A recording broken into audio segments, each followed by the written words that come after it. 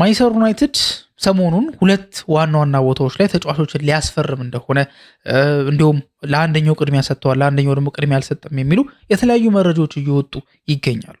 ዴቪድ ኦርንስቴን ታዲያ አሁን ባወጣው መረጃ መሰረት ደግሞ ማንቸስተር ዩናይትድ የሉዊስ ሆል ፈላጊ ሆኖ በተደጋጋሚ ስሙ ሲነሳ ነበር፣ ሲያያዝ ነበረ። እኛም በተደጋጋሚ ይሄን ነገር ስናነሳላችሁ ነበርና አሁን ላይ አስደንጋጭ ዜናን ይዞ ወጥቷል። ያም ምንድን ነው? ማንቸስተር ዩናይትድ ሉዊስ ሆልን ወደ ክለቡ ሊቀላቀልበት የሚችልበት እድል በጣም የጠበበ እንደሆነ የተናገረበት አጋጣሚ አለ። ለምንድን ነው የጠበበው የሚለውን ነገር አጠቃላይ ስለዚህ ዝውውር ያለው ነገር ምን ይመስላል የሚለውን ነገር በዝርዝር ለመመልከት እንሞክራለን። ይሄ የመጀመሪያው ርዕሳችን ነው የሚሆነው።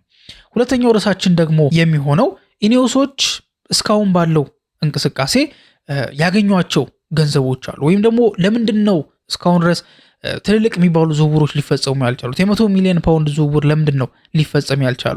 ብሩኖ ጊማሬሽ እስከ 75 ሚሊዮን ፓውንድ አካባቢ ነው የተጠናቀቀው ዝውውሩና ለምንድን ነው ይሄ ነገር ሊሆን ያልቻሉ የሚለውን ነገር ኢኔዮሶች በዚህኛው ክረምት ላይ ካገኟቸው ገንዘብ አንጻር እያንዳንዱ ነገር ከቻምፒየንስ ሊግ በማለፋቸው የሚያገኙት ገንዘብ ምን ያህል ነው፣ ከደሞዝ ሴቭ ያደረጉት ምን ያህል ነው፣ ከተጫዋች ሽያጭ፣ ከተለያዩ ዲሎች፣ ከተለያዩ ስፖንሰርሺፕ ሁኔታዎች ያገኟቸው ወይ ደግሞ የሚያገኟቸው ገንዘብ ምን ያክል ነው እና ያንን ደግሞ ለምንድን ነው ኢንቨስት ለማድረግ ያልፈለጉት የሚለውን ነገር ኢኔዮሶች አጠቃላይ ያገኟቸውን ከገንዘብ አንጻር ያለውን ነገር በደንብ አድርገን በዝርዝር አንድ በአንድ የምነግራችሁ ነው የሚሆነው።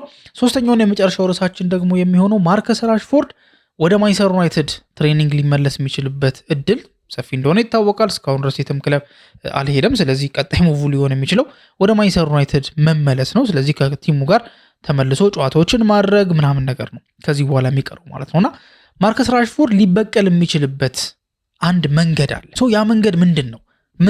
ምንድን ነው የሚበቀለው የሚለውን ነገር ለማየት እንሞክራለን። የሚመለሰውስ መቼ ነው? በየትኛው ቀን ወደ ትሬኒንግ ይመለሳል የሚለውን ነገር ለማየት እንሞክራለን ማለት ነው። ሰላም፣ እንዴት ናችሁ ውድ የቻናላችን ተከታታዮች? ዕለታዊው የትንታኔና የመረጃ ፕሮግራማችን ላይ ነው የምትገኙት። አሁን የጠቀስኩላችሁ 3 ርዕሶች አሉ።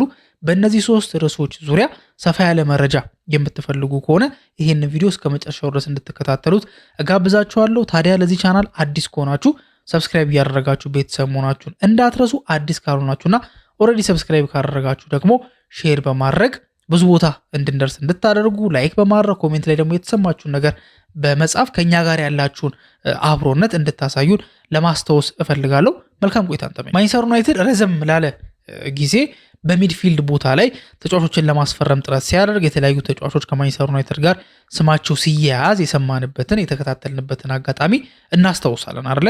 ከዛ በኋላ ደግሞ ማንቸስተር ዩናይትድ አሁን ደግሞ ሞር ደግሞ ፎከስ የሚያደርገው ወይም ደግሞ ቅድሚያ የሚሰጠው የሌፍት ባክ ቦታ ላይ ወይ ደግሞ የግራ ፉል ባክ ቦታ ላይ በሉክሾ መተማመን ስለማይቻል እዛ ቦታ ላይ ተጫዋች መምጣት አለበት። የተሻለ ኤነርጂ ሉክሾን መተካት የሚችል ከሉክሾ ስር ሆኖ ሉክሾን እስከ መጨረሻው ወይ ደግሞ ለረጅም ዓመታት ያክል መተካት የሚችል ተጫዋች ማንቸስተር ዩናይትድ እያፈላለገ ነበር። ለዛም ደግሞ አንደኛ፣ ሁለተኛ፣ ሶስተኛ እያለ የተለያዩ ተጫዋቾችን ሊስታውት አድርጓል። ከነዛ ተጫዋቾች መካከልም ታዲያ የመጀመሪያውን ቦታ የሚይዘው ወይም ደግሞ በቀዳሚነት እየተፈለገ የሚገኘው የኒውካስል ዩናይትዱ ተጫዋች ሉዊስ ሆል ነው ማለት ነው። ታዲያ ዴቪድ ኦርንስተን በዛ አትሌቲክ ፖድካስት ላይ ሆኖ እንግዲህ በሚወያይበት ሰዓት ላይ በሚናገርበት ሰዓት ላይ ስለ ማንቸስተር ዩናይትድ ሰፋ ያሉ መረጃዎችን ሰፋ ያሉ ሀሳቦችን አስቀምጦ ነበረ። እነዛ ምን ይመስላሉ የሚለውን ነገር ነው የምንመለከተው።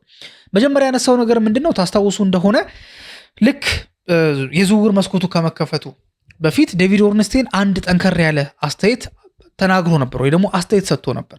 ያም ጠንከር ያለው አስተያየት ምንድን ነው? በዚህ ክረምት በጣም ቢዚ ከሚሆኑ ክለቦች መካከል ፊት ለፊት የሚሆነው ወይ ደግሞ ግንባር ቀደሙ ቡድን ማንቸስተር ዩናይትድ ነው ብሎ ተናግሮ ነበር። ታዲያ ስለዚህ ጉዳይ በጣም ማንቸስተር ዩናይትድ ቢዚ ይሆናሉ፣ ብዙ ዝውውሮችን ይፈጽማሉ፣ በቃ እረፍት አይኖራቸውም ብሎ ስለመናገሩ ተጠይቆ በሚናገርበት ሰዓት ላይ ምን ብሎ ነው የተናገረው? መጀመሪያ አካባቢ ላይ የዝውውር መስኮቱ ከመከፈቱ በፊት ማንቸስተር ዩናይትዶች በጣም ቢዚ የሆነ ሰመር ሊያሳልፉ እንደሚችሉ ወይ ደግሞ በጣም ቢዚ የሚባለው ቲም ከሁሉም የእንግሊዝ ቡድን ማንቸስተር ዩናይትድ ሊሆን እንደሚችል አስቤ ነበር። ብዙ ደግሞ መረጃዎችም ነበሩ፣ የደረሱኝ ነገሮች ነበሩ። እንደዚሁም ደግሞ አሲዩም ከሚደረጉትም ነገሮች አንጻር ያን ነገር ነበር ኤክስፔክት አድርገን የነበረው። እኔም ኤክስፔክት አድርጌ የነበረው ያንን ነገር ነበር ብሎ ዴቪድ ኦርንስቴን ተናግሯል። ምን ብሎ ነው የተናገረው? ብዙ መሰራት ያለበት ነገር አለ፣ ብዙ መደረግ ያለበት ነገር አለ። ለአዲሱ ሲዝን ማንቸስተር ዩናይትድ የሚጠብቁት አዳዲስ ነገሮች አሉ። በአዲስ አሰልጣኝ ስር ነው የሚሰለጥነው። አመቱ ቀጣይ አመት በሚጀምርበት ሰዓት ላይ ሲዝኑ በሚጀምርበት ሰዓት ላይ ቻምፒየንስ ሊግ ተሳታፊ ሆኗል። የሚወጡ ተጫዋቾችን ማኔጅ ማድረግ መቻል አለበት። ዴብዝ ያስፈልገዋል ይሄ ቡድን ብሎ ተናግሯል። እውነት ለመናገር የሁላችንም ሀሳብ ይሄ ነበር ብዬ አስባለሁ አይደለ?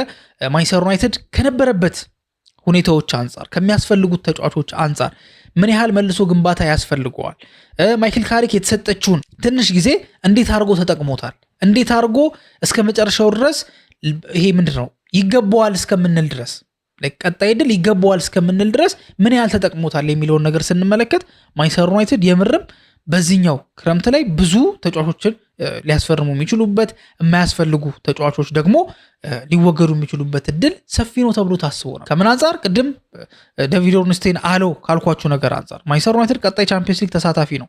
ከማይክል ካሪክ ጋር አዲስ ሲዝን ነው የሚጀምረው። ካሪክ ደግሞ የሆነ ተስፋዎችን አሳይቷል። ስለዚህ እነዛን ተስፋዎች ደግሞ ለማስቀጠል ለካሪክ የሚሆኑ ተጫዋቾችን በጎደለው ቦታ ላይ በሙሉ መሞላት መቻል አለበት። ስለዚህ በጣም ቢዚ ይሆናል ተብሎ ዴቪድ ኦርንስቴን ብቻ አይደለም ይሄን ነገር ኤክስፔክት አድርጎ የነበረው፣ ሁሉም ሰው ይሄን ነገር ኤክስፔክት አድርጎት ነበር። በተለይም ደግሞ በግልጽ ችግር አለ ተብሎ ሲነገር የነበረው ችግር አለ ተብሎ በተደጋጋሚ ማንቸስተር ዩናይትድ ይሄንን ቦታ መጠገን አለበት ሲባል የነበረው የመሃል ሜዳው ቦታና ከዛ ውጪ ደግሞ በግራ ፉልባክ በኩል ያለው ነው። ለምን በሉክሾ መተማመን አይቻልም። በሉክሾ መተማመን በጣም ችግር ነው ያለው ካለፉት ነገሮች አንጻር ስንመለከት ማለት ነው። ስለዚህ በሉክሾ መተማመን አይቻልም። መሀል ላይ ተጫዋች ያስፈልጋል። በእነዚህ ሪዝኖች ማንቸስተር ዩናይትድ ቢዚ ይሆናል ተብሎ ነበር ተጠብቆ የነበረው። ዴቪድ ኦርንስቴንም ያንን ነበር ኤክስፔክት አድርጎ የነበረው። ግን ማርኬቱ በሚጀምርበት ሰዓት ላይ ግን ዩናይትድ በተባለው ልክ አክቲቭ መሆን ግን አልቻለም። ያም ደግሞ ዴቪድ ኦርንስቴንም ብቻ ሳይሆን እኛንም በሙሉ የሚያስገርም ነገር ነው ብዬ አስባለሁ። በአጠቃላይ ግን ማንቸስተር ዩናይትድ መሄድ ባለባቸው ፍጥነት ግን እስካሁን ባለው ከዚህ በኋላ አይሆንም ማለት አይደለም። ማለት ልክ እሱም እንዳለው ነው። እስካሁን ድረስ ምንም ማድረግ ካሉባቸው ነገሮች መካከል አላደረጉም ማለት እንችላለን። ብዙ ነገር ነው የሚጠበቅበት ማንቸስተር ዩናይትድ ያን ቦታ አላሟላም። ግን ማርኬቱ እየገፋ በሄደ ቁጥር ግን ምንም ነገር አይፈጠርም ማለት አይደለም። ወይ ደግሞ በዚሁ ይቀጥላል በዚሁ ይቀራል ወዴት የማያመራ ማለት ግን አይደለም። ማርኬቱ ከፍ እያለ ሲሄድ ወይ ደግሞ ወደ መዘጊያው በሚቀርብበት ሰዓት ላይ ተጫዋቾች ሊመጡ ይችላሉ። ምክንያቱም ማንቸስተር ዩናይትድ የሚያስፈልጉት ተጫዋቾች አሁን የጠቀስኩላችሁ የመሃል ሜዳና የፉልባክ ቦታ ብቻ አይደለ እንዴ? ቢገኝ እኮ ለቤንጃሚን ሼሽኮ አጣማሪ የሚሆን ወይ ደግሞ እሱን እየተካ የሚጫወት ልምድ ያለው ተጫዋች ሊሆን ይችላል። 9 ቁጥር ተጫዋች ያስፈልጋል አይደል? ተከላካይ ያስፈልጋል። በዚህ ሰዓት ላይ ማንቸስተር ዩናይትድ በጣም ብዙ ተከላካዮች አሉት። ማቲያስ ዴሊክት አለ፣ ሊሳንድሮ ማርቲኔዝ አለ፣ ሃሪ ማጓየር አለ፣ ሌኒ ዮሮ አለ፣ አይደን ሄቨን አለ። 5 ተከላካዮች አሉ። ምናልባት ደግሞ በዛ ቦታ ላይ ደግሞ ሜክሺፍት ደግሞ ሴንተር ባክ መሆን የሚችሉ ደግሞ ኑሴር ማዝራዊ ደግሞ አሉ። ሉክሾን ከጨመርን ማንቸስተር ዩናይትድ ኦልሞስት ወደ 7 ያክል የመሃል ተከላካዮችን ማጫወት ይችላል በጨዋታ ላይ። ግን ምን ያህሉ ፊት ናቸው? ምን ያህሉ በሚፈለጉበት ሰዓት ላይ ይደርሳሉ? ማንቸስተር ዩናይትድ እኮ በቅጣትና በጉዳት ተጫዋች እኮ አጥቶ አይደን ሄቨንን ከኑሴር ማዝራዊ ጋር እኮ አጣምሮ ያውቃል አይደል? እነዚህ ሁላ ነገሮች ተፈጥሮ ያውቃል። የተለያዩ ነገሮች ይፈጠራሉና ማንቸስተር ዩናይትድ ኢቭን የተከላካይ መስመር ላይ ራሱ ተጫዋች ያስፈልገው እንደው እንደሚያስፈልገው ቢሆን ኖሮና ዴቪድ ኦርንስቴንም መጀመሪያ ላይ ገምቶት እንደነበረው ዩናይትድ በጣም ቢዚ የሆነ ሰመር ያሳልፋል ሲል እነዚህን ሁላ ክፍተቶች የሚሞላበት የሆነ አካሄድ ይኖረዋል ብሎ አስቦ ስለነበር ግን ደግሞ ያ ነገር አይደለም የተፈጠረውና ኦርንስቴንን የሚያስገርም ሆኖ እኛን የሚያስገርመን ነገር ነው። ግን ደግሞ ማርኬቱ አይቀየርም፣ ዩናይትድ በዚሁ ይቀጥላል፣ በቃ ነገሮች አብቅተዋል ማለት ግን እንዳልሆነ እሱም የተናገረበት አጋጣሚ። ሌላኛው ደግሞ አንገብጋቢውና ስለ ማንቸስተር ዩናይትድ ሰሞኑን እየተነገረ የሚገኘው ነገር ማንቸስተር ዩናይትድ ሌዊስ ሆልን ያስፈርማል ወይንስ አያስፈርምም የሚለው ነገር። ሲቀጥል ቅድሚያ የሚሰጠውስ ለሚድፊልድ ነው ወይስ ለሌፍት ባክ ወይ ደግሞ በግራ በኩል ላለው ፉልባክ ነው? ለየትኛው ነው ትልቅ ገንዘብ ኢንቨስት አድርጎ ተጫዋች የሚያመጣው የሚል ጥያቄ ነው የተነሳው። ለዴቪድ ኦርንስቴንም የተጠየቀው ጥያቄ ኤግዛክትሊ ይሄኛው ነው። ቃል በቃል ምን ብሎ ነው የተናገረው መሰላችሁ? በዚህ ሰዓት ላይ ሌዊስ ሆል ወደ ማንቸስተር ዩናይትድ ይመጣል ብዬ አላስብም ብሎ ነው የተናገረው። ማለት ያው 100% የሚባል ነገር የለም። እንደምታውቁት ዝውውር ላይ ሁልጊዜም ቢሆን የማይጠበቁ ነገሮች ይከናወናሉ። ይሄ ለመጀመሪያ ጊዜ አይደለም። በተለያዩ ሊጎች በተለያዩ ክለቦች ውስጥ አይፈጠሩም የተባሉ ዝውውሮች ተፈጥረው እናውቃለን አይደል? እገሌ የሚባለው ተጫዋች አይወጣም በተአምር ተብሎ ወጥቶ ያውቃል። ኔይማር እኮ ከባርሴሎና ጋር አይለያይም ተብሎ ነበረ። በ222 ሚሊዮን ዩሮ ወደ ፒኤስጂ ሲሄድ ማንም ኤክስፔክት አላደረገም። አይታወቅም። ግን ከአንዳንድ ነገሮች አንጻር ግን የምትረዷቸው ነገሮች አሉ አይደለ? ከዛ አንጻር አሁን ባለው ተጨባጭ መረጃ መሰረት ማንቸስተር ዩናይትድ ሉዊስ ሆልን ማስፈረም አይችልም የሚል ሀሳብ ነው የተናገረው። ችግሩ ግን የገንዘብ ጉዳይ አይደለም ወይ ማንቸስተር ዩናይትድ ማውጣት ስለማይፈልግ አይደለም። ዴቪድ ኦርንስቴን እንደተናገረው ከሆነ ኦርንስቴን የተናገረው ነገር ምንድን ነው? ኒውካስሎች ይሄንን ተጫዋች የምርም ማቆየት ይፈልጋል ማለት በቀላሉ መልቀቅ አይፈልግ። ስለዚህ ከሸጡትም በጣም በትልቅ ገንዘብ ነው መሸጥ የሚፈልጉት። ካልሆነ ግን የነሱ ግን እንደው ምንድነው ፍላጎታችሁ ላይ የምትፈልጉት ነገር ምንድነው ቢባሉ ያለምንም ጥርጥር የሚናገሩት ነገር ምንድነው? ይሄንን ተጫዋች ማቆየት እንፈልጋለን። ይሄ ተጫዋች የኛ ተጫዋች ሆኖ ቀጣዩንም ዓመት በአዲሱ አሰልጣኝ ስር እንዲቆይ እንፈልጋለን። ኦርንስቴን እንደተናገረው ከሆነ በተለይ ደግሞ የኤዲ ሃው ከኒውካስል ጋር መለያየት የዚህ ልጅ መቆየት በብዙ ፐርሰንት ከፍ አድርጎታል። ኤዲ ሃው በነበረበት ሰዓት ላይ ይሄ ሉዊስ ሆል ከኒውካስል ዩናይትድ ጋር የሚለያይበት እድል ሰፊ ነበር ብሎ ተናግሯል። ግን ኤዲ ሃው ከተሰናበተ በኋላ ግን በአዲሱ አሰልጣኝ ስር ይሄ ልጅ ሊቀጥል የሚችልበት እድል ሰፊ ነው። መጀመሪያም ቢሆን ሉዊስ ሆል ደስተኛ ካልሆነባቸው ሪዝኖች መካከል አንደኛው በአሰልጣኙ ጉዳይ ነበር። አሰልጣኙ በጨረስነው ሲዝን የተጠቀመበት መንገድ፣ ያሰለፈው ቦታ፣ ሲጫወትበት የነበረው ያጫወት ስታይል አጠቃላይ አልተመቸውም ነበርና ሉዊስ ሆል መውጣት ፈልጎ ነበረ። ዴቪድ ኦርንስቴንም ፋብሪዚዮ ሮማንንም ጨምሮ ግን ታማኝ የሚባሉት የዜና ምንጮች ግን እንደተናገሩት ከሆነ በተደጋጋሚ ሲናገሩትም እንደሆነ ሉዊስ ሆል የሚወጣ ከሆነ ከኒውካስል ጋር የሚለያይ ከሆነ መዳረሻው እንዲሆን የሚፈልገው ማንቸስተር ዩናይትድ ነው እና በዚህ ሰዓት ላይ ግን ይሄ ልጅ የሚወጣበት እድል እየቀነሰ መምጣቱን ዴቪድ ኦርንስቴን ተናግሯል። ከመጣም በውድ ዋጋ ነው የሚመጣው፣ ካልሆነ በስተቀር ግን የመምጣቱ ቻንስ በተወሰነ መንገድ እንደቀነሰ ዴቪድ ኦርንስቴን የተናገረበት አጋጣሚ አለ። ሞር ዴቪድ ኦርንስቴን የሚያምነውም ይሄ ልጅ ወደ ማንቸስተር ዩናይትድ ቤት እንደማይመጣ ነው። ሌላኛው የተጠየቀው ጥያቄ ደግሞ ምንድን ነው? ቅድም ያልኳችሁ ዩናይትድ በዚህ ሰዓት ላይ ቅድሚያ የሚሰጠው ዝውውር ለየትኛው ለመሃል ሜዳ ተጫዋች ነው ወይስ ደግሞ ለሌፍት ባክ ለግራ ፉልባክ ቦታ ነው ቅድሚያ የሚሰጠው የሚል ጥያቄ ተጠይቆ ነበር። ዴቪድ ኦርንስቴንም የመለሰው ነገር ምንድን ነው? አሁን ባለው ተጨባጭ ሁኔታ መሰረት ማንቸስተር ዩናይትዶች ወደ ሌፍት ባክ ወይ ደግሞ ወደ ግራ ፉልባክ ያዘነበሉ ይመስላሉ ብሎ አንድ ከበድ ያለ አስተያየትን ሰጥቷል። እዚህ ነገር ላይ በደንብ አስምረን መመልከት ያለብን ነገር ምን መሰላችሁ? ያ ነገር እርግጠኛ አይደለሁም፣ ራሱ ቃል በቃል የተናገረው ነው መነግራችሁ ተርጉሜ ማለት ነው። እኔ እንደማስበው ከሆነ ኦርንስቴን እንደሚለው ማለት ነው፣ እኔ እንደማስበው ከሆነ እርግጠኛ አይደለሁም። ይሄ ውሳኔ ማለትም ከሚድፊልደር ከማስፈረም ይልቅ ሌፍት ባክ ማስፈረም የማይክል ካሪክ ውሳኔ ይሁን ወይም ደግሞ ከላይ ያሉት የአመራሮቹ ውሳኔ ይሁን እርግጠኛ አይደለሁም። አሁን ባለው ሁኔታ ግን እየፈለጉ የሚገኙት የግራ ፉልባክ ተጫዋችን ለማስፈረም ነው ቅድሚያ የሰጡት። ምናልባት በኋላ ላይ ወደ ሶስተኛው ሚድፊልደር ወደ ሶስተኛው የመሃል ሜዳ ተጫዋች ሊመለሱ ይችላሉ። አሁን ባለው ግን የግራ ፉልባክን ወይ ደግሞ የግራ ፉልባኩን ቦታ ማጠናከር ላይ ነው ፎከስ ያደረጉት ብሎ ተናግሯል። ማስመር ያለብን ነገር ምንድን ነው ታዲያ? ይሄ ውሳኔ የማይክል ካሪክ ይሁን የቦርዱ እርግጠኛ አይደለውም ብሎ ተናግሯል።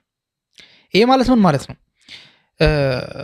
ካሪክ ሄዶ አይ ከሶስተኛ ሚድፊልደር ይልቅ በዚህ ሰዓት ላይ የሚያስፈልገኝ በዚህ ሰዓት ማለት ለቀጣይ ዓመት ማለት ነው በግራ በኩል የሚጫወት የግራ ፉልባክ ነው ብሎ ቀጥታ ሄዶ ይንገራቸው፣ ወይም ደግሞ እራሳቸው ካሪክ ሚድፊልደር እየፈለገ ካሪክ የሆነ ዲፌንሲቭ ሚድፊልደር ፈልጋለሁ ያመጣችሁልኝ ሁለት ጥሩ ተጫዋቾች አሉ፣ ግን ደግሞ ዲፌንሲቭ ሚድፊልደር እፈልጋለሁ፣ ስቴትመንት የሆነ ሳይኒንግ እፈልጋለሁ። መጀመሪያ ላይ ተነጋግረን እንደነበረው ወይ ደግሞ እነሱ አውርተው እንደነበረው ትልቅ የሚባል ከ75 ሚሊዮን ፓውንድ በላይ የሚያወጣ የመሃል ሜዳ ተጫዋች ያስፈልጋል እያለ እነሱ አይ ወደ ሌፍት ባክ ነው አሁን እንትን ማለት ያለብን ላይክ አፎርድ የምናደርገው ካለን በጀት አንጻር ምናምን የምንችለው ያንን ነው ማለት አለማለታቸው የሚታወቅ ነገር አይደለም። ይሄ ማለት ታዲያ እውነት ከሆነና የማይክል ካሪክ ፍላጎት ካልሆነ ገና ካሁኑ የሆኑ ቀዳዳዎች ሊፈጠሩ የሚችሉበት እድል ለምን ካሪክ የዝውውር ጉዳዮች ላይ ሰይ ይኖረዋል ወይም ደግሞ የእሱ ድምፅ ኮንሲደር ይደረጋል። ካሪክ የሚፈልጋቸው ተጫዋቾች ናቸው የሚመጡት። ካሪክ ደግሞ የማይፈልጋቸው ከሆኑ አይመጡም የሚል መጀመሪያ ላይ የሆኑ ንግግሮች ተደርገው ነበር አለ ከተለያዩ የመረጃ ምንጮች ይሄን ነገር ሰምተን ነበር። ሶ በዛ መሰረት ከሆነ በእርግጠኝነት ዴቪድ ኦርንስቴን መናገር የነበረበት ነገር ምንድን ነው?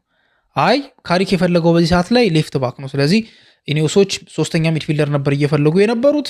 አሁን ካሪክን ደግሞ ካናገሩት በኋላ የካሪክ ፍላጎት ደግሞ ፉልባክ ነው፣ የግራ ፉልባክ እንዲፈርም ነው ብሎ ዴቪድ ኦርንስቴን በእርግጠኝነት መናገር ነበር። ግን ደግሞ ዴቪድ ኦርንስቴን ያንን ነገር አይደለም የተናገረው። እርግጠኛ አይደለሁም፣ የእሱ ፍላጎት ላይሆንም ይችላል ነው። ስለዚህ ይሄ ነገር ትንሽ አደጋን የሚፈጥር ነገር ይመስላል። የካሪክ ፍላጎት ካልሆነ በተወሰነ መንገድ እሱ በማይፈልገው መንገድ ነው ስኳዱ ቢውልድ እየተደረገ የሚገኘው የሚል ስፔኩሌሽኖች አሉ። አሁን ሜሰን ማውንትን በ6 ቁጥር ቦታ ላይ ሲጠቀም አይተነዋል አይደለ?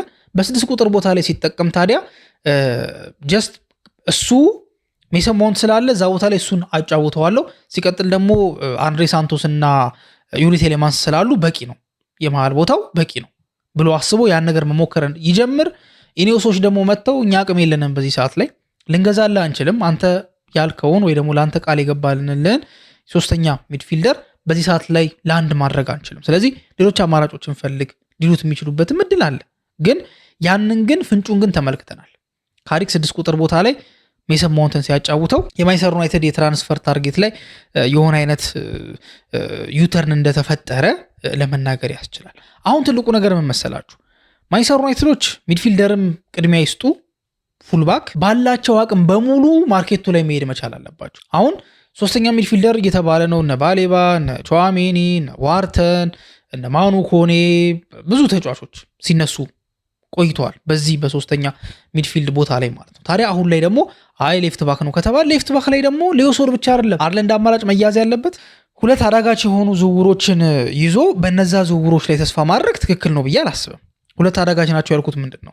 ሊዮሶል አለ። ለምሳሌ ኒውካስሎች በዚህ ሰዓት ላይ በጣም ተጫዋች መሸጥ አይፈልጉም። ለምን? ብሩኖ ጊማሬሽን ለአርሰናል ሰጥተዋል፣ ጎርደንን ለባርሴሎና ሰጥተዋል፣ ሳንድሮ ቶናሊን ለቶተናም ሰጥተዋል። ሶ ያሏቸውን ተጫዋቾች አሁን ወደ አምናም ደግሞ መለስ ብለን ደግሞ ከተመለከትን አሌክሳንደር ኢሳክም ደግሞ ከቡድኑ ጋር የለም በዚህ ሰዓት። አሁን ሊዮሶል ደግሞ ከተደገመ ወይ ደግሞ እሱ ከተጨመረበት ኒውካስል ሙሉ በሙሉ በቃ ዋና ዋናዎቹ ተጫዋቾች ሙሉ በሙሉ ጥሏቸው ሊሄዱ የሚችሉበት እድል አለ ማለት ነው። ስለዚህ ሊዮሶልን ማስኮብለል በዚህ ሰዓት ላይ በጣም አስቸጋሪ ነው። በአንድ የዝውውር መስኮት 3 ዋና ዋና ተጫዋቾቹን ያጣ ቡድን በቀላሉ አራተኛውን ተጫዋች ይሸጣል ተብሎ አይታሰብም። ሌላኛው ደግሞ ታርጌት የተደረገው ማይልስ ሉዊስ ስኬሊ ነው። ስኬሊ በአርሰናል ቤት የሚፈልግ ተጫዋች ነው። ሚኬል አርቴታ አይ ከዚህ በኋላ ይሄ ልጅ አልፈልገውም ቢል ኖሮ ወይ ደግሞ ባለበት ቅጽበት ሌላ ክለብ ልጁ ሊሄድ ይችላል። ማንቸስተር ዩናይትድ በዚህ ሰዓት ላይ ልጅ ሊያገኙ ይችላል። ግን አልተባለም እስካሁን ድረስ። ሶ ሪስክ ነው። ያ ልጅ ይመጣል አይመጣም የሚለው ነገር የተረጋገጠ ነገር የለም። ስለዚህ ላይመጡ የሚችሉ ሁለት ተጫዋቾችን ይዞ ብቻ እነሱ ላይ ፎከስ ማድረግ ትንሽ ጤናማ ነው ተብሎ አይታሰብም። ልክ ማንቸስተር ዩናይትድ የመሃል ሜዳው ላይ እንደወሰደው አይነት ቆፍጠን ያለ እርምጃ በዚህም ቦታ ላይ መውሰድ አለበት። መሃል ሜዳው ላይ ዩናይትድ ኤሌት አንደርሰንን ፈልጎት ነበር፣ ወደ ማንቸስተር ሲቲ ሄደ። ማቴዎስ ፈርናንዴዝን ፈልጎት ነበር፣ ወደ ቶተናም ሄደ። ቶናሊን ፈልጎት ነበር፣ ወደ ቶተናም ሄደ። ከጊማሬሽ ጋር የሆኑ አይነት ንግግሮች ነበሩ፣ የሆነ ፍላጎቶች ነበሩ፣ ግን ያን ያህል ጠንከር ያለ ፍላጎት አልነበረም። እሱም ቢሆን የለም። ከዛ ማንቸስተር ዩናይትድ ምን አደረገ? ከ85 ሚሊዮን ፓውንድ ለማቴዎስ ፈርናንዴዝ ከተጠየቀው ገንዘብ ባነሰ ዩሪ ቴሌማንስን ልምድ ያለው ጥሩ ተጫዋች አመጣ። አንድሬ ሳንቶስን ደግሞ ወጣት ኤነርጂ ያለውን ተጫዋች ደግሞ ወደ ክለቡ ቀላቀለ። አሁንም በፉልባክ ቦታ ላይ መደረግ ያለበት ነገር ይሄ ነው። በቃ ተመሳሳይ ነገር ነው መደረግ ያለበት። እንዲሁም በቅርብ ሰዓታት ውስጥ ማንቸስተር ዩናይትድ የፉልሃሙና የአሜሪካ ዜግነት ያለው የግራ ፉልባክ አንቷን ሮቢንሰንን ለማስፈረም እንቅስቃሴዎች የተደረጉ እንደሆነ ፍላጎት እንዳለ ተዘግቧል። ይሄ ነገር መቀጠል ነው ያለበት። ዩናይትድ ልክ መሀል ላይ ያሳየውን ቆፍጣናነት አምጥቶ ደግሞ ፉልባክ ላይ ማሳየት አለበት እና ሚድፊልደርም ይሁን ቅድሚያ የሚሰጠው ፉልባክ ግን ተጫዋች ግን መምጣት አለበት። ስለዚህ እንቅስቃሴው እንዴት ይሄዳል የሚለውን ነገር ደግሞ አብረን የምንመለከት ይሆናል። ወደ ሁለተኛው ርዕሳችን ደግሞ በምናልፍበት ሰዓት ላይ ኢኔዮሶች ንቁ እየተባሉ ጫና እየተደረገባቸው ይገኛል። ለምንድነው ጫና እየተደረገባቸው የሚገኘው? ያገኙት ገንዘብ እስካሁን ሪፖርት የተደረጉት ገንዘብ ካልኩሌት ተደረገ። አሁን ዩናይትድ ትልልቅ ገንዘቦችን የማያወጣበት ሪዝን በፋይናንሻል ጉዳይ ነው። በስፖርታዊ ጉዳዮች ገቢ ስላላገኘ ያንን ገቢ ደግሞ ስፔንድ የሚያደርግበት ሊሚት አለ። በዛች ሊሚት ካፕ ውስጥ ሆኖ ነው መንቀሳቀስ መቻል ያለበት። በዛች ሊሚት ካፕ ውስጥ ሆኖ የሚያደርጋቸው ዝውውሮች ኤሊጀብል ናቸው። ካልሆነ ግን ህጋዊ አይደለም። ሶ አሁን የገንዘብ ጉዳይ ከሆነ ማንቸስተር ዩናይትድ እስካሁን ባለው የተዘገቡት ያገኛቸው ገንዘብ አለ። ይሄ ገንዘብ የት ነው የሚውለው? ይሄንን ገንዘብ መጠቀም አይቻልም ወይ የሚል ከፍተኛ የሆነ ምርመራ እየተደረገበት ይገኛል። ምርመራ ስላችሁ ይሄ በሆነ ኦፊሻል ተቋም ሳይሆን ጀስት ያንን ነገር በሚታዘቡትና በስፖርቱ ዙሪያ ባሉ ሰዎች ከተለያዩ ቦታዎች ላይ ያገኟቸውንና ካልኩሌት የተደረጉትን የገንዘብ ሁኔታዎች በምን ማንቸስተር ዩናይትድ እንደሚያገኛቸው አንድ ባንድ ለማየት እንሞክር። የመጀመሪያውና ትልቁ ነገር ቻምፒየንስ ሊግ ነው። አንድ ቡድን ወደ ቻምፒየንስ ሊግ በሚያልፍበት ሰዓት ላይ ጀስት ከትልልቅ ተጫዋቾች ጋር ከትልልቅ ክለቦች ጋር ብቻ አይደለም የሚጫወተው፣ ትልልቅ ገንዘቦችንም ትልልቅ ቼኮችንም ማግኘት ይችላል። ይሄ ነገር ዩናይትድ በነገራችን ላይ እንደ ዓለም ትርፋማ ብራንድ እንደሆነ ይታወቃል። ግን ደግሞ ስትሪክትሊ ግን ከሜዳው ጋር የተገናኙ ሜዳ ውስጥ የተገናኙ ገቢዎች ናቸው ቀጥታ ስፔንድ ሊደረጉ የሚችሉት። ሶ ቻምፒየንስ ሊግ ያንን ደግሞ አቅም ይሰጣል። አሁን በተሻሻለው ፎርማት መሰረት 2 ዓመት አለፈው አይደለ? ፎርማቱ ከተስተካከለ በተሻሻለው ፎርማት መሰረት የሚጫወቱት ጨዋታ ብቻ አይደለም የበዛው፣ የሚገናኟቸው ቡድኖች ብቻ አይደሉም ቁጥራቸው የጨመረው። እስከ ኖክአውት ስቴጅ ድረስ ምንም አይነት ምንድነው ደርሶ መልስ ጨዋታ የለም። አንድ ቡድን 8 የተለያዩ ቡድኖችን አግኝቶ ከነሱ ጋር ጨዋታውን ያደርጋል። አሁን ይሄ ነገር ልክ ጨዋታ በተጨመረ ቁጥር ፎርማቶች በተሻሻሉ ቁጥር የሚገኘውም ገንዘብ እየጨመረ ይመጣል። ዩናይትድ በአጠቃላይ በቻምፒየንስ ሊጉ እስከ ፍጻሜ ባይደርስ እና ቤዚክ የሚባል አካሄድ ቢሄድ እስከ 100 ሚሊዮን ፓውንድ ድረስ ማግኘት ይችላል። የተለያዩ ከዛ ጋር የተያያዙ የሽልማት አቻ ሲወጣ ሲያሸንፍ ከምድቡ እንደዚህ ሲያደርግ ምናምን የሚሉት ነገሮች እንዳለ ተደማምረው ማንቸስተር ዩናይትድ ቢያንስ እስከ 100 ሚሊዮን ፓውንድ ድረስ ጀስት ቤዚክ የተለየ ቦታ ላይ ሳይደርስ፣ የተለየ ቦታ ላይ ከደረሰ ትልቅ ነገር ያገኛል። እዛ ላይ እንኳን ሳይደርስ እስከ 100 ሚሊዮን ፓውንድ ድረስ ጀነሬት ማድረግ ይችላል። ይሄስ ገንዘብ ለማንቸስተር ዩናይትድ አቅም አይሰጠውም? ይሄ ገንዘብ ለማንቸስተር ዩናይትድ በዚህ ሰዓት ላይ በሚያስፈልገው ሰዓት እንግዲህ ያያችሁ ነው። ክለቦች ሊቨርፑል ባርኮላን እስከ 100 ሚሊዮን ፓውንድ ድረስ በሚጠጋ ገንዘብ ለማስፈረም እየተጣጣረ ነው። ለዲዮማንዴ 100 አቅርቦለት ነው ውድቅ የተደረገው ሊቨርፑል። አርሰናል ብሩኖ ጊማሬሽን በ75 ሚሊዮን ፓውንድ ያው እንዳስፈረመ ፋብሪዚዮ ሮማኖ ሂሩጎ ብሎታል። ማንቸስተር ሲቲ 116 ሚሊዮን ፓውንድ አውጥቶ ኤሌት አንደርሰንን አስፈርሟል። ቼልሲ 117 ሚሊዮን ፓውንድ አውጥቶ ሞርጋን ሮጀርስን አስፈርሟል። ኢቨን ቶተናም 85 ሚሊዮን ፓውንድ አውጥቶ ማቲዩስ ፈርናንዴዝን፣ 100 ሚሊዮን ፓውንድ አውጥቶ ደግሞ ሳንድሮ ቶናሊን አስፈርሟል። በእነዚህ ክለቦች ውስጥ አሁን የጠቀስኩላችሁ ክለቦች ውስጥ 70 ሚሊዮን ፓውንድ እንኳን ያላወጣው ክለብ እስካሁን ድረስ ማንቸስተር ዩናይትድ ነው። ሶ መቼ ሊያወጣ? እሺ ይሄ ወደ ቻምፒየንስ ሊግ ጋር በተያያዘ የሚያገኘው ገንዘብ ብቻ። ከተጫዋቾች ምንድነው ኦፍሎድ አድርጎ ከኮንትራታቸው ከደሞዛቸውስ ምን ያህል አትርፏል የሚለው ነገር እንመልከት። ካሴሚሮ፣ ታይረል ማላሲያ እና ጄደን ሳንቾ ማንቸስተር ዩናይትድ ከተለያያቸው ተጫዋቾች መካከል የሚጠቀሱ ናቸው። ደሞዝ አይከፍላቸውም። ሳንቾ እና ካሴሚሮ በጣም ትልቅ ተከፋይ ናቸው። ማላሲያም በጣም ይሄ ትንሽ የሚከፈለው ነው ማለት አንችልም። አጠቃላይ ዩናይትድ በሚገርማችሁ ሁኔታ ከነዚህ ተጫዋቾች ደሞዝ 600,000 ፓውንድ በሳምንት አትርፏል። እንግዲህ ኢማጂን በሳምንት 600,000 ፓውንድ ይከፍል የነበረውን አትርፏል። ይሄስ ወዴት ነው የሚሄዱ? የነዚህ ብቻ አይደለም። አንድሬ ኦናና በዚህ ሰዓት ላይ በውሰት ውል ነው አይደለ ቱርክ የሚገኘው። የሱም ደግሞ ደሞዝ የለበትም ማንቸስተር ዩናይትድ። አዲስ ስፖንሰርሺፕ እንደተፈራረመ ደግሞ በተለያዩ ዜና ምንጮች ሰምታችኋል ብዬ አስባለሁ። የትሬኒንግ አልባሳት በዛ ላይ የሚተዋወቅ አዲስ ስፖንሰርሺፕ ማንቸስተር ዩናይትድ ተዋውሏል። ቤቱ የተባለው የቤቲንግ ስፖርት ቤቲንግ ድርጅት ነው ከማንቸስተር ዩናይትድ ጋር የ20 ሚሊዮን ፓውንድ ኮንትራት የተፈራረመ። ይሄስ ገንዘብ ከአማዞን ፕራይም ጋር ኦል ኦር ነቲንግ የሚለውን ዶክመንተሪ ለመስራት ማንቸስተር ዩናይትድ ወደ 10 ሚሊዮን ፓውንድ አካባቢ ክፍያ ተስማምቷል። ይሄስ ገንዘብ ሩበን አሞሪም ከማንቸስተር ዩናይትድ ጋር ሲለያይ ብዙ ገንዘብ ማንቸስተር ዩናይትድ ለሱ ለአሞሪም ይከፍለዋል፣ መውጣቱን ተከትሎ ይከፍለዋል ተብሎ ተሰክቶ ነበር እስከ ብዙ ጊዜ አድርሶች ድረስ። ግን ደግሞ ሩበን አሞሪም የኤሲ ሚላን አሰልጣኝ መሆኑን ተከትሎ ማንቸስተር ዩናይትድ 9 ሚሊዮን ፓውንድ ነው ማትረፍ የቻለው። 9 ሚሊዮን ፓውንድ ሊከፍል የሚገባውን ገንዘብ ሳይከፍል ቀርቷል። ይሄስ ገንዘብ ማንቸስተር ዩናይትድ አጠቃላይ ከ2.2 ሚሊዮን ፓውንድ እስከ 3.5 ሚሊዮን ፓውንድ ድረስ በ12 ተጫዋቾች ወደ ወርልድ ካፕ የላካቸው 12 ተጫዋቾች ምክንያት ይህን ያህል ገንዘብ አግኝቷል ማንቸስተር ዩናይትድ። ይህንም ደምሩበት ከላይ ከጠቀስኩላችሁ ጋር። ራስሙስ ሆይሉንድ ወደ ናፖሊ የሚያደርገውን ዝውውር ቋሚ አድርጎታል አይደለ? የወጣበት ገንዘብ የውሰቱን ሳይጨምር ነው የምላችሁ፣ የውሰቱን ሳይጨምር 39 ሚሊዮን ፓውንድ ነው። ይህም ገንዘብ ሪኢንተግሬት መደረግ ይችላል። ይሄ አንደኛው ገንዘብ ነው። ሜሰን ግሪንውድ ወደ ፌነርባቼ ፈርሟል አይደለ? ከማርሴ ወደ ፌነርባቼ ፈርሟል። ሴሎን ክሎዝ ስለነበረው ወይ ደግሞ ከሽያጭ ላይ የመካፈል አንቀጽ ስለነበረው ኮንትራታቸው ላይ ማንቸስተር ዩናይትድ ይሄ ልጅ ወደ ፌነርባቼ በመሄዱ ብቻ 10 ሚሊዮን ፓውንድ ማንቸስተር ዩናይትድ እንዳገኘ ተዘግቧል። ሁለት ተጫዋቾችን ደግሞ ሁለት በረኞችን ከቡድኑ ገለል አድርጓል። ራዴክ ቪቴክ እና አልታይ ባይንዲር። ራዴክ ቪቴክ ቋሚ ውል ነው 7 ሚሊዮን ፓውንድ ተከፍሏል። እንደ ቪቴክ ደግሞ ፐርፎርማንስ ታይቶ እስከ 14 ሚሊዮን ፓውንድ ድረስ ሊያድግ ይችላል ይዞ። አልታይ ባይንዲር ወደ ሴልታ ቪጎ መሄዱን ሰምታችኋል በውሰት ውል አይደለ? የባይ ኦፕሽን አለው 3.5 ሚሊዮን ፓውንድ። አክቹሊ ይሄ እንኳን ገና ያልታወቀ ነገር ነው። ሲቀጥል ደግሞ ለቀጣይ ዓመት አድ የሚደረግ ነገር ነውና አሁን ላይ ይሄን ነገር መጨመር ፌር ነው ተብሎ አይታሰብም። ግን ይሄም ግን ተዘግቧል።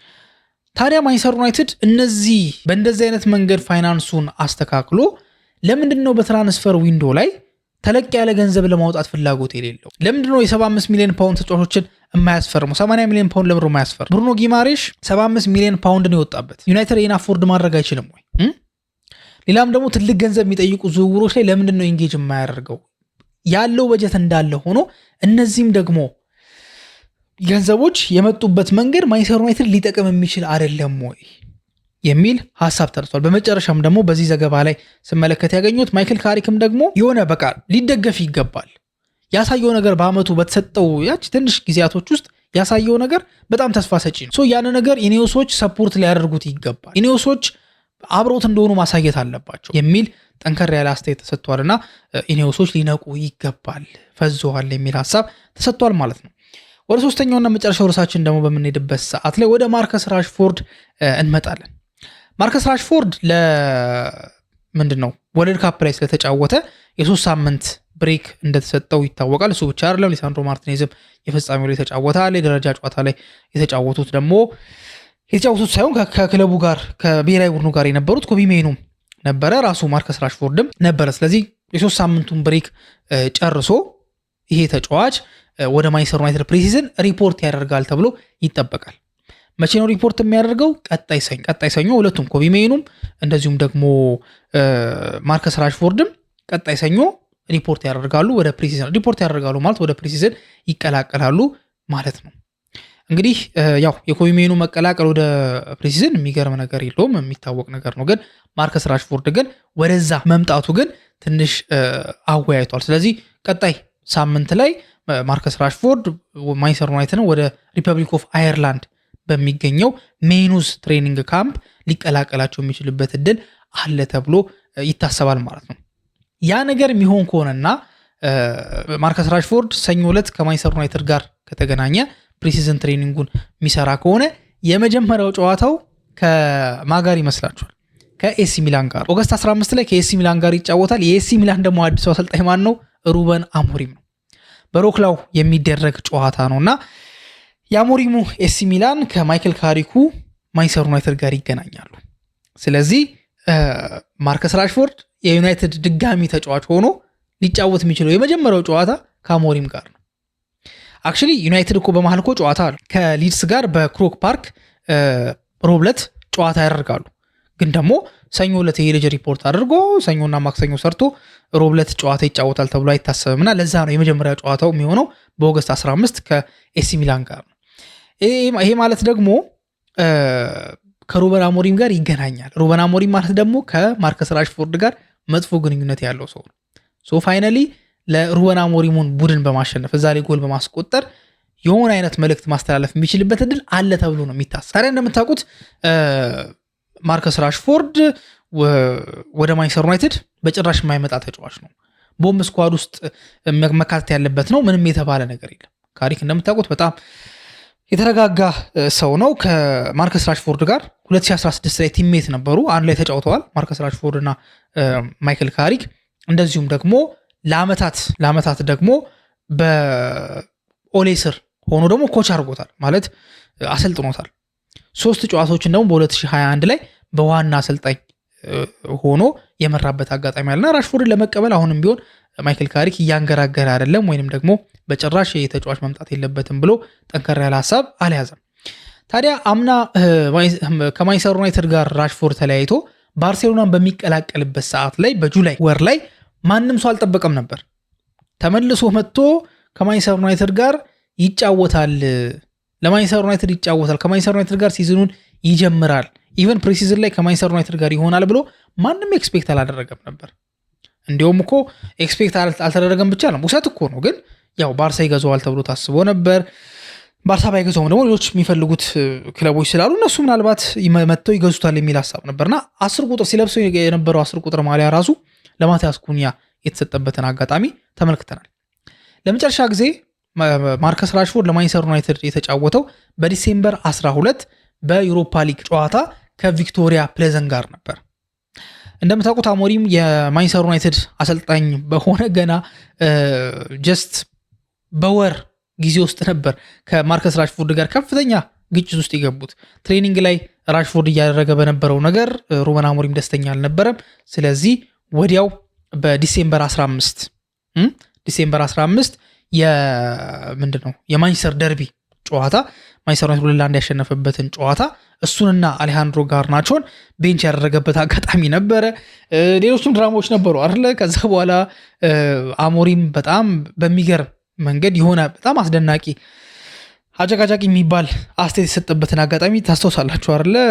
እሱን ከማሰልፍ የ63 ዓመቱን የግብ ጠባቂ አሰልጣኝ ሆርጌ ቪታልን ባሰልፍ ይቀለኛል ብሎ ተናግሮ ነበረ። ከዛ በኋላ ወደ አስቶን ቪላ ለ6 ወር የውሰት ውል ማርከስ ራሽፎርድ የሄደበትን አጋጣሚ ተመልክተናል።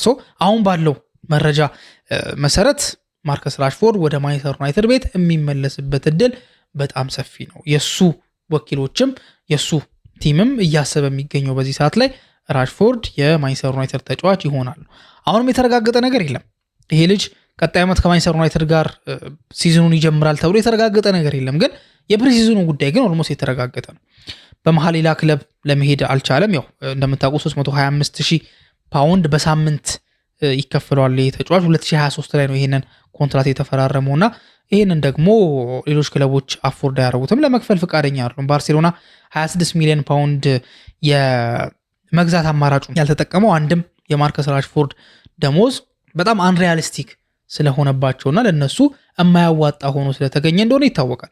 እሱም ቢሆን ወደ ሌሎች ክለቦች የማይሄድበት አንደኛው ሪዝን ፔከት ወይም ደግሞ የደሞዝ ቅነሳ ማድረግ ስለማይፈልግ እንደሆነ ይታወቃል። ከማንቸስተር ዩናይትድ ጋር ግን መቀላቀሉ የማይቀር ነገር ይመስላል። ከተቀላቀለም በኋላ ደግሞ እሱን ከሚያሰልፍ የ63 ዓመቱን የግብ ጠባቂ አሰልጣኝ ባሰልፍ ይቀለኛል ያለውን አሰልጣኝ ነው የሚያገኘው በመጀመሪያ ጨዋታው። ስለዚህ አሪፍ ፐርፎርማንስ አሳይቶ እሱን አንገት ማስደፋት የሚችልበት ኦፍኮርስ ፕሪሲዝን ነው፣ ያን ያህል ትልቅ ቫሊዩ የሚደረግ ጨዋታ አይደለም። ግን በዛ ጨዋታ ላይ ግን ጀስት ራሽፎርድ አስቆጥሮ ሴሌብሬት አደረገ ማለት ለሩበን አሞሪም መልእክት እንደማስተላለፍ ነው የሚቆጠረውና ያንን ነገር ሊያደርግ እንደሚችል መረጃዎች እየወጡ ይገኛሉ። እንግዲህ እስካሁን ባለው ሪፖርት ያደርጋል ፕሪሲዝኑን ከማንቸስተር ዩናይትድ ጋር ያደርጋል።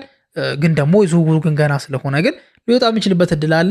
ፋብሪዚዮ ሮማኖ የዩቲዩብ ገጹ ላይ የተናገረውን ከሰማችሁ ምናልባት ራሽፎርድ ከማንቸስተር ዩናይትድ ጋር የሚቆይበት እድል ኦልሞስት ከ50% በላይ የሆነ ያለበት መንገድ አለ ብሎ ተናግሯል። ያ ማለት ደግሞ ራሽፎርድ ሞስት ፕሮባብሊ የማንቸስተር ዩናይትድ ተጫዋች ሆኖ ቀጣይ ዓመት ጨዋታ ሊያደርግ የሚችልበት እድል አለ ተብሎ ይታሰባል። አንዳንድ ደግሞ መረጃዎች እንደሚሉት ከሆነ ማርከስ ራሽፎርድ ያው 10 ቁጥሩን ስለማያገኝ ሌላ ተለዋጭ ቁጥር እየተፈለገለት ይገኛል። ጆሹዋ ዝርክዚ ወደ ዩቬንቱስ ወይ ወደ ጣሊያን ክለቦች የሚሄድበት እድል ሰፊ ነው ተብሎ እየታሰበ ስለሆነ 11 ቁጥር ማሊያው ለማርከስ ራሽፎርድ ሊሰጥ የሚችልበት እድል አለ ተብሎ እየታሰበ ይገኛል። አጠቃላይ ግን እስኪ የመጀመሪያው ጨዋታው ከአሞሪም ጋር ይሆናል አይሆንም የሚለውን ነገር አብረን የምንመለከት ነው የሚሆነው ማለት ነው። ስለ ራሽፎርድ ያላችሁ ሀሳብ ምንድን ነው? እናንተ ወደ ቡድኑ መቀላቀሉ የምትደግፉት ነገር ነው ወይስ መውጣት አለበት ብላችሁ ታስባላችሁ የሚለውን ነገር እንደዚሁም ደግሞ አሁን የጠቀስኩላችሁ ማንቸስተር ዩናይትድ ያገኘው ፋይናንሻል ጥቅም አለና ይህን ነገር ለምንድን ነው የማይጠቀሙት በሚለው ነገር ላይ እና ስለ ሊዩስ ሆል ስለ አጠቃላይ ማንቸስተር ዩናይትድ የትራንስፈር ስትራቴጂ ምን ሀሳብ አላችሁ የሚለውን ነገር በኮሜንት ሴክሽን ላይ ታስቀምጡልን ጠይቃችኋለን። እስካሁን ድረስ አብራችሁን ስለቆያችሁ እናመሰግናለን። በቀጣይ ፕሮግራም እስከምንገናኝ ድረስ መልካም ጊዜ ነው።